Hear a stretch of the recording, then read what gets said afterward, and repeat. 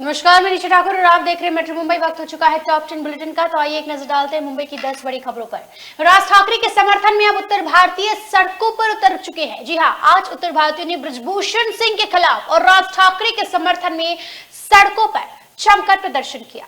जो 2008 में जो भी उनकी पार्टी ने किया था वो दौर अलग था और आज का दौर अलग है। आज जो बृजभूषण सिंह ने उत्तर प्रदेश में बैठ के, तो देखो अपने दरबार में अपने बिल में बैठकर कोई भी भोग सकता है, कुत्ते भी अपने घर में शेर होते हैं। आज जो बृजभूषण जी कर रहे हैं वहां पे बैठ के, यहाँ के उत्तर भारतीयों को कल अगर कुछ होगा या कोई भी प्रॉब्लम क्रिएट होगी तो ये बृजभूषण जी उत्तर प्रदेश से यहाँ आएंगे क्या?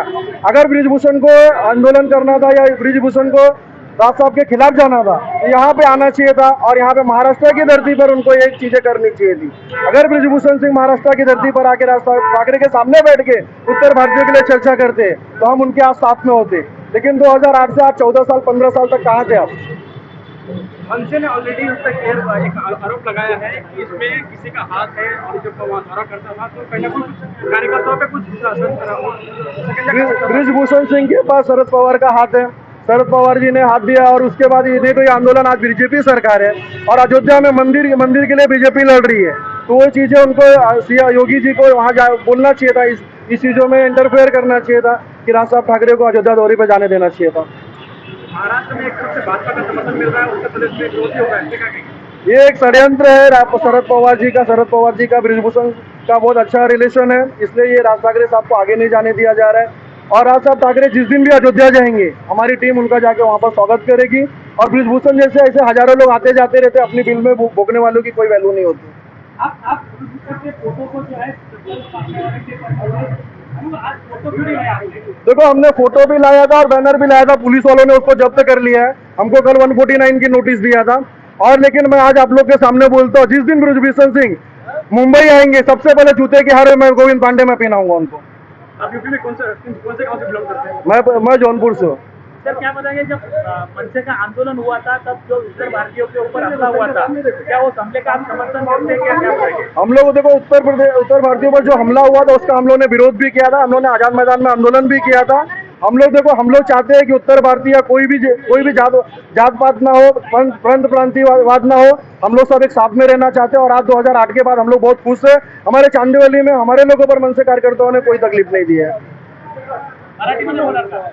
तो पंजाब के मशहूर गायक सिद्धू मूसेवाला की हत्या हो गई है। 30 राउंड फायरिंग उनके ऊपर की गई। अपने गीतों के माध्यम से गन कल्चर को बढ़ावा देने वाले पंजाबी गायक और कांग्रेस नेता सिद्धू मूसेवाला की हत्या से पंजाब में हड़कंप मच गया है। उनके मानसा के गांव में अज्ञात हमलावरों ने ताबड़तोड़ फायरिंग की है। बताया जा रहा है कि सिद्धू मूसेवाला पर करीब 30 गोलियां दागी गई। गंभीर रूप से घायल सिद्धू मूसेवाला को मानसा के सिविल अस्पताल में ले जाया गया, जहां उन्हें मृत घोषित कर दिया गया। हमले में 2 अन्य लोग भी जख्मी हुए, जिन्हें अस्पताल में भर्ती करवाया गया है। जानलेवा हमले के समय सिद्धू मूसेवाला खुद गाड़ी ड्राइव कर रहे थे। शुरुआती जांच में सिद्धू मूसेवाला पर हमले को लेकर गैंगस्टर लॉरेंस बिश्नोई ग्रुप की ओर से संदेह की उंगली उठ रही है। मानसा अस्पताल के सिविल सर्जन डॉक्टर रंजीत राय ने कहा कि सिद्धू मूसेवाला को अस्पताल भर्ती लाया गया था। कुल 3 लोगों को अस्पताल लाया गया, जिनमें से सिद्धू मूसेवाला की मौत हो गई। दोनों घायलों को प्राथमिक उपचार के बाद आगे के इलाज के लिए उप संस्थान रेफर किया गया। ये घटना मानसा जिले में हुई। यहाँ पर अज्ञात हमलावरों ने महिंद्रा जीप चला रहे मूसेवाला पर ताबड़तोड़ फायरिंग कर दी। बता दें कि भगवंत मान की अगुवाई वाली आप सरकार ने शनिवार को ही सिद्धू मूसेवाला की सिक्योरिटी हटाई थी। मूसेवाला के पास पहले करीब 8 से 10 गनमैन थे। मान सरकार ने एक्शन लेते हुए उनके पास सिर्फ 2 ही गनमैन छोड़े थे। अभी ये स्पष्ट नहीं है कि हत्या के समय उनके साथ गनमैन थे या नहीं। Report metro Mumbai. सांसद नवनीत राणा और उनके विधायक पति रवि राणा के खिलाफ और उनके सहित 250 कार्यकर्ताओं के खिलाफ मामला दर्ज किया गया है। कल शक्ति प्रदर्शन के दौरान काफी नियमों का उल्लंघन हुआ था। 10 बजे के बाद भी लाउडस्पीकर पर हनुमान चालीसा बजाया गया था। सुप्रीम कोर्ट के आदेश का उल्लंघन कर ध्वनि प्रदूषण करने वाली सांसद नवनीत राणा और रवि राणा समेत युवा स्वाभिमान के कार्यकर्ताओं पर राजापेट पुलिस थाने में मामला दर्ज किया गया है। आपको बता दें कि 10 बजे के बाद भी सांसद के घर पर लाउडस्पीकर पर हनुमान चालीसा बजाया जा रहा था। सांसद नवनीत राणा और उनके पति रवि राणा 36 दिन बाद अमरावती लौटे थे। यहाँ लौटने के बाद दंपत्ति ने अपने घर पर सुप्रीम कोर्ट की गाइडलाइंस का उल्लंघन करते हुए रात 10 बजे के बाद लाउडस्पीकर पर हनुमान चालीसा बताया। इसके अलावा घर के आगे रास्ते पर ही पंडाल लगाकर यातायात को भी बाधित किया। इसके चलते पुलिस ने नवनीत राणा और रवि राणा के समेत युवा स्वाभिमान पार्टी के जिला अध्यक्ष और कार्यकर्ताओं के खिलाफ मामला दर्ज किया है। सुप्रीम कोर्ट के निर्देश के बावजूद 10 बजे के बाद लाउडस्पीकर का इस्तेमाल करना राणा दंपत्ति के लिए नई मुसीबत हो सकती है। इस खबर को मेट्रो मुंबई ने सबसे पहले दिखाया था, जिसके बाद पुलिस ने एक्शन लेते हुए नवनीत राणा और रवि राणा के खिलाफ ध्वनि प्रदूषण, यातायात बाधित करने समेत अलग अलग धाराओं के तहत मामला दर्ज किया है। Report metro Mumbai. तो अब कहीं भी अपना आधार कार्ड ना जमा करें, केंद्र सरकार ने साफ तौर पर एक नई एडवाइजरी आधार कार्ड को लेकर जारी की है। मौजूदा समय में आधार कार्ड एक बहुत ही जरूरी दस्तावेज बन गया है। कई सारे सरकारी और गैर सरकारी विभागों से जुड़े कार्यों में आधार कार्ड दिखाना जरूरी होता है। चाहे बैंक में खाता खुलवाना हो या होटल में रूम बुक करना हो, आधार कार्ड की मांग की जाती है। लेकिन अब सरकार ने आधार कार्ड को लेकर एक नई एडवाइजरी जारी की है। केंद्रीय इलेक्ट्रॉनिक्स और सूचना प्रौद्योगिकी मंत्रालय द्वारा जारी एक प्रेस विज्ञप्ति में कहा गया है कि हर किसी संगठन को अपने आधार कार्ड की फोटोकॉपी नहीं दी, क्योंकि इसका दुरुपयोग हो सकता है। सरकार ने इसके बजाय मास्क आधार कार्ड का उपयोग करने की बात कही है, जिसमें आपके आधार नंबर के केवल आखिरी 4 डिजिट ही दिखते हैं। ये मास्क आधार कार्ड भारतीय विशिष्ट पहचान प्राधिकरण UIDAI की आधिकारिक वेबसाइट से डाउनलोड किया जा सकता है।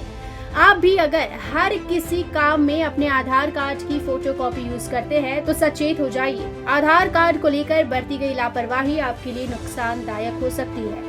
आधार कार्ड की फोटोकॉपी की बजाय मास्क आधार कार्ड का ही उपयोग करें। अगर आप होटल में चेक इन करते समय या ऐसे अन्य कार्यों में आधार कार्ड का उपयोग करते हैं तो संभल जाइए।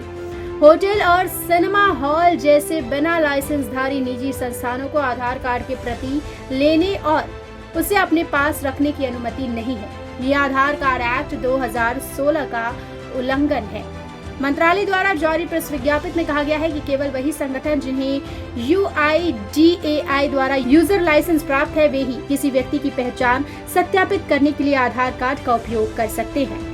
सरकार ने एडवाइजरी में कहा कि कार्ड धारकों को किसी इंटरनेट कैफे, कियोस्क आदि पर पब्लिक कंप्यूटर के माध्यम से आधार कार्ड डाउनलोड करने से बचना चाहिए। अगर आप ऐसा करते हैं तो ये सुनिश्चित करें कि आप कंप्यूटर से ही आधार कार्ड डाउनलोड कर रहे हैं और उसे हमेशा के लिए डिलीट कर चुके हो। भारतीय विशिष्ट पहचान प्राधिकरण की वेबसाइट पर जाकर मास्क आधार कार्ड डाउनलोड किया जा सकता है। इसके लिए सबसे पहले आपको https://myadhar.uidai.gov.in पर जाना होगा। यहाँ आपको do you want mask Aadhaar option दिखाई देगा। इसे क्लिक करें और मांगी गई जानकारी दर्ज करें। इसके बाद मास्क आधार कार्ड डाउनलोड कर ले। Bureau report, metro Mumbai. तो आर्यन खान को लेकर शत्रुघ्न सिन्हा ने साफ तौर पर एक बयान दिया है कि शाहरुख खान को SRK होने की कीमत चुकानी पड़ी। अभिनेता शाहरुख खान के बेटे आर्यन खान को क्रूज ड्रग्स मामले में शुक्रवार को NCB से क्लीन चिट मिल गया है। आर्यन की गिरफ्तारी के वक्त से ही शत्रुघ्न सिन्हा ने शाहरुख खान और उनके परिवार का खूब साथ दिया। अब जब NCB ने आर्यन को क्लीन चिट दे दी है तो ऐसे में अभिनेता और राजनेता शत्रुघ्न सिन्हा की प्रतिक्रिया सामने आई है। उन्होंने एक बातचीत के दौरान अपना पक्ष रखा है। मीडिया को दिए गए इंटरव्यू में शत्रुघ्न सिन्हा ने कहा, मेरा स्टैंड अब सही साबित हो गया है। मैंने आर्यन ही नहीं, शाहरुख खान को भी सपोर्ट किया। दरअसल वो शाहरुख खान होने की कीमत चुका रहे हैं। सरकार की ये कार्रवाई और प्रतिक्रिया प्रशंसनीय है, लेकिन साथ ही ये कहूंगा कि ऐसा लगता है कि इसमें काफी देर हुई। शत्रुघ्न सिन्हा ने कहा कि एक निर्दोष को फंसाने और बिना किसी सबूत, बिना किसी जांच और वजह के उसे सलाखों के पीछे भेजने में शामिल सभी लोगों को भी सजा मिलनी चाहिए। इससे वह भविष्य में फिर ऐसा कोई कदम उठाने से पहले 1000 बार सोचेंगे। शत्रुघ्न सिन्हा का कहना है कि मामले से जुड़े NCB अधिकारियों ने एजेंसी का नाम खराब किया है। उन्होंने कहा, आर्यन को सिर्फ इसीलिए परेशान किया गया क्योंकि वो भारत के सबसे लोकप्रिय अभिनेता शाहरुख खान के बेटे हैं। ऐसे स्वीकार नहीं किया जाना चाहिए, खासकर NCB जैसे हाई प्रोफाइल संस्था द्वारा तो बिल्कुल भी नहीं। Bureau report, metro Mumbai. तो आमिर खान की फिल्म लाल सिंह चड्ढा रिलीज होने से पहले ही विवादों के घेरे में है। लोग लगातार इसका विरोध कर रहे हैं। बॉलीवुड एक्टर आमिर खान की फिल्म लाल सिंह चड्ढा 11 अगस्त 2022 को सिनेमाघरों में रिलीज होगी, लेकिन उसके पहले ही इस फिल्म का विरोध शुरू हो गया है। इस फिल्म में करीना कपूर और आमिर खान नजर आने वाली है। इस फिल्म का फैंस को बेसब्री से इंतजार है, लेकिन इस फिल्म के लिए अब हिंदू संगठन का विरोध सामने आ रहा है। ये फिल्म पहले क्रिसमस 2021 पर और फिर बैसाखी 2022 पर आने वाली थी, लेकिन अब ये फिल्म अगस्त 2022 में पर्दे पर आएगी। हालांकि इसका अभी ट्रेलर नहीं आया है, लेकिन फिल्म का विरोध शुरू हो गया है। यूपी के सुल्तानपुर में कुछ लोगों ने जमकर आमिर और उनकी मूवी के पोस्टर फाड़े और जलाए। एक रिपोर्ट के मुताबिक सुल्तानपुर के विजाथुआ खां में हिंदुत्ववादी संगठन ने विरोध दर्ज करवाया। 29 मई यानी जिस दिन IPL का फिनाले है, इसी दिन इस फिल्म का ट्रेलर रिलीज होगा। उस दिन भी ये विरोध प्रदर्शन करेंगे। सनातन रक्षक सेना के प्रदेश उपाध्यक्ष राहुल सिंह ने कहा कि आमिर खान को IPL में बुलाया गया है। आमिर अक्सर भारत की संस्कृति और सभ्यता के खिलाफ बोलते रहते हैं। ये वही आमिर खान हैं जो हिजाब के सबसे बड़े समर्थक हैं। इनकी खुद की बेटी फेसबुक और गूगल पर कैसी फोटो पोस्ट करती है, ये भी सब जानते हैं। इतना ही नहीं, इनकी बीवी को भी भारत में रहने से डर लगता है। ऐसे लोगों को हमारा IPL मैनेजमेंट कैसे इन्वाइट कर सकता है? इससे सभी सनातनी को परेशानी होगी। आमिर को हटाया जाना चाहिए और अगर ऐसा नहीं हुआ तो हम आंदोलन करेंगे। वैसे भी सनातन रक्षा सेना कई जिलों में प्रदर्शन करेगी। बता दें कि आमिर खान के फैंस को उनकी फिल्म लाल सिंह चड्ढा का बेसब्री से इंतजार है। उनकी साल में सिर्फ एक फिल्म रिलीज होती है और वो सुपरहिट होती है। हालांकि पिछले कुछ सालों से एक्टर बड़े पर्दे से दूर है, लेकिन उम्मीद की जा रही है कि ये मूवी उनके करियर की बेस्ट वन साबित होगी। हालांकि इसका गाना कहानी रिलीज हो चुका है, जिसे खूब पसंद किया गया। फिल्म का डायरेक्शन अद्वैत चंदन ने किया। इन्होंने ही सीक्रेट सुपरस्टार भी बनाई थी। Bureau report, metro Mumbai. तो महाराष्ट्र के लिए खुशखबरी, केरल तक मानसून पहुंच चुका है। आने वाले कुछ दिनों में महाराष्ट्र के सभी जिलों में मानसून दस्तक देगी।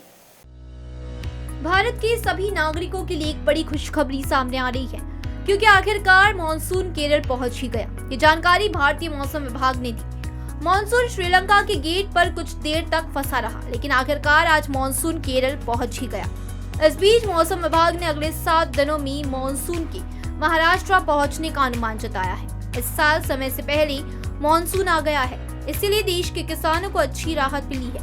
केरल में आज से शुरू हुए मानसून के अगले 7 दिनों में कोंकण पहुंचने की उम्मीद है। इस साल भी 4 से 5 जून तक कोंकण में मानसून के आने की उम्मीद है। उसके बाद मुंबई, पुणे और अन्य शहरों पर बारिश होगी। जून में मानसून की रफ्तार पहले 2 हफ्तों में धीमी रहेगी, इसके बाद हर जगह बारिश होगी। फिलहाल राज्य के कुछ हिस्सों में प्री मानसून बारिश की संभावना है। कोंकण में कुछ जगहों पर बारिश हुई है। मुंबई के कई इलाकों में भी हल्की बारिश हुई है। मेट्रो मुंबई के लिए राजेश सोनी की रिपोर्ट। तो गणेश उत्सव के लिए ट्रेनें जो जाने वाली है वो अभी से फुल बताई जा रही है। मुंबई से कोंकण की ट्रेनें पूरी तरीके से पैक है। गणेशोत्सव कोंकण का सबसे बड़ा और पसंदीदा त्योहार है। इस गणेशोत्सव पर मुंबई से बड़ी संख्या में चक्रमानी कोंकण आते हैं। हालांकि गणेशोत्सव के दौरान कोंकण आने वाली कोंकण ट्रेनों का रिजर्वेशन अब से ही फुल हो गया है। 26 अगस्त से 30 अगस्त तक सभी श्रेणियों की ट्रेनों के लिए सीटें बुक हो चुकी हैं। कोरोना पाबंदियों के चलते पिछले 2 साल से लोग गणेशोत्सव के मौके पर गांव की यात्रा नहीं कर पाए। कोंकण के लिए ट्रेन बुक करने की कोशिश करते समय प्रतीक्षा सूची बहुत लंबी हो गई और रेलवे ने आरक्षण देना बंद कर दिया। कुछ ट्रेनों की लंबी प्रतीक्षा सूची के कारण सेंट्रल रेलवे, कोंकण और वेस्टर्न रेलवे को इस साल बड़ी संख्या में अतिरिक्त ट्रेन ये जारी करनी होंगी। ST निगम को भी ऐसा ही करना होगा। हर साल मुंबई और अन्य हिस्सों से बड़ी संख्या में यात्री गणेश उत्सव के लिए 3 से 4 दिन पहले कोंकण जाते हैं। इसके लिए कोंकण रेलवे को 4 महीने का रिजर्वेशन पहले ही भरा जा चुका है।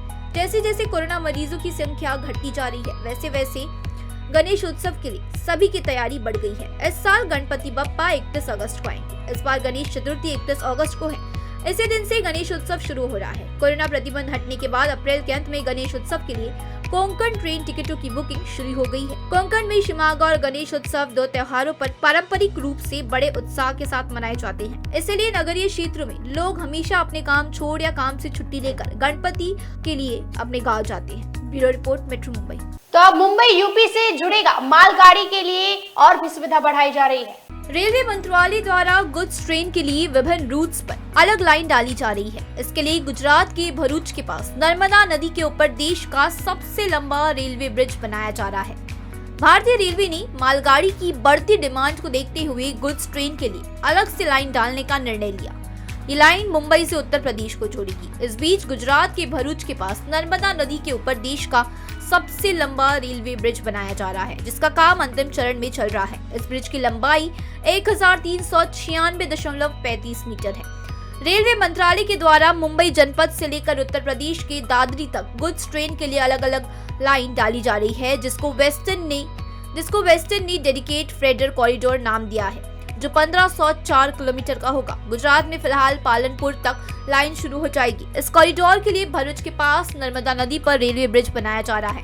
माना जाता है कि ये देश का सबसे लंबा रेलवे ब्रिज होगा, जिस पर डबल डेकर गुड्स ट्रेनें चलेंगी। नर्मदा नदी के ऊपर बन रहा ब्रिज 1396.35 मीटर यानी कि करीब 1.5 किलोमीटर का है।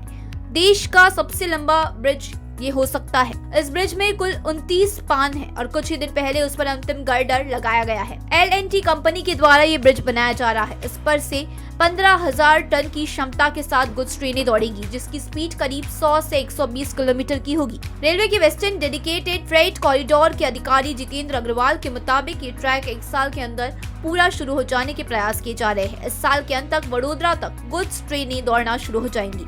ये ट्रैक बनने से पैसेंजर ट्रेनों को भी अलग ट्रैक मिल जाएगा और गुड्स का आवागमन भी सरल हो जाएगा। Bureau report, metro Mumbai. ये थी मुंबई की 10 बड़ी खबरें और आप देख रहे थे टॉप 10 बुलेटिन। रोज रात मेरे साथ देखिए मुंबई की टॉप 10 बुलेटिन सिर्फ मेट्रो मुंबई पर। धन्यवाद।